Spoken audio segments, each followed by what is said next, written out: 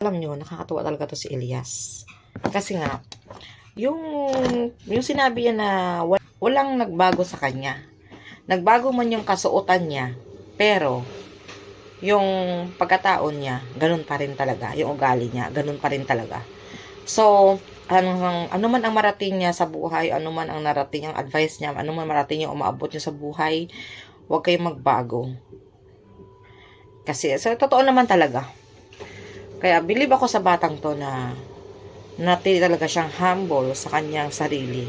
Ganun naman talaga dapat, guys. Ano man marating natin sa buhay, no, alam natin na pag ang pera, marami naman talaga nagagawa yung pera.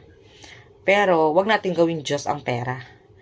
No? Ang pera kasi, syempre, ma-improve yung lifestyle mo, ma-enhance yung mga hitsura mo, di ba? Maraming magagawa talaga yung pera para mabago ka. Pero, yung ugali mo, huwag mong hayaan na baguhin ka rin ng pera. Kaya, saludo ako talaga kay Elias. Ngayon lang ako nag-reaction ulit sa kanya kasi nga, di ba, nakakatuwa yung ganitong bata na makikita mo talaga siya na mula umpisa until now, okay, at ganun na ganun pa rin talaga siya. At I'm so happy and tawag ito, yung happy ako para sa kanya. Kasi nga marami na siyang napuntahang lugar. Siya nakapunta na siya ng Canada, US. Ngayon sa Dubai naman siya kasama si Eloy Bogres. O, di ba? Ang saya-saya lang talaga, guys. Tapos marami na siya kay Chavit, yung si Gov Chavit ba? O, nakapunta din dun siya, nakakawalo siya. Marami na siya naabot sa buhay.